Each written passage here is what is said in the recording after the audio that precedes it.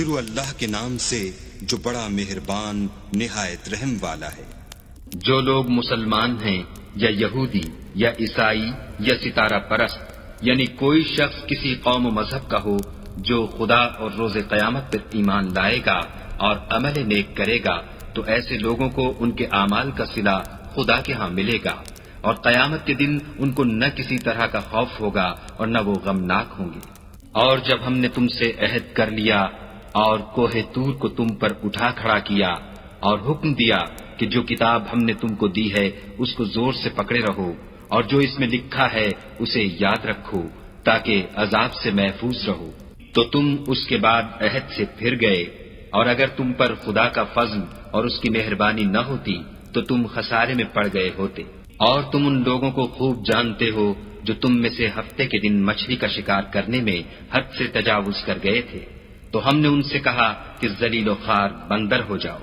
اور اس قصے کو اس وقت کے لوگوں کے لیے اور جو ان کے بعد آنے والے تھے عبرت اور پرہیزگاروں کے لیے نصیحت بنا دیا۔ اور جب موسیٰ نے اپنی قوم کے لوگوں سے کہا کہ خدا تم کو حکم دیتا ہے کہ ایک بیل ذبح کرو، وہ بولے کیا تم ہم سے ہنسی کرتے ہو؟ موسیٰ نے کہا کہ میں خدا کی پناہ مانگتا ہوں کہ نادان بنوں۔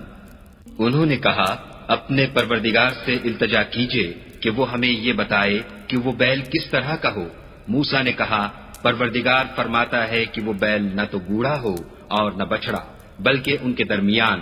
یعنی جوان ہو، سو جیسا تم کو حکم دیا گیا ہے ویسا کرو۔ انہوں نے کہا اپنے پروردگار سے درخواست کیجئے کہ ہم کو یہ بھی بتا دے کہ اس کا رنگ کیسا ہو۔ موسیٰ نے کہا پروردگار فرماتا ہے کہ اس کا رنگ گہرا زرد ہو کہ دیکھنے والوں کے دل کو خوش کر دیتا ہو۔ انہوں نے کہا اب کے پروردگار سے پھر درخواست کیجئے کہ ہم کو بتا دے کہ وہ اور کس کس طرح کا ہو، کیونکہ بہت سے بیل ہمیں ایک دوسرے کے مشابہ معلوم ہوتے ہیں، پھر خدا نے چاہا تو ہمیں ٹھیک بات معلوم ہو جائے گی۔ موسیٰ نے کہا کہ خدا فرماتا ہے کہ وہ بیل کام میں لگا ہوا نہ ہو، نہ تو زمین جوتتا ہو اور نہ کھیتی کو پانی دیتا ہو،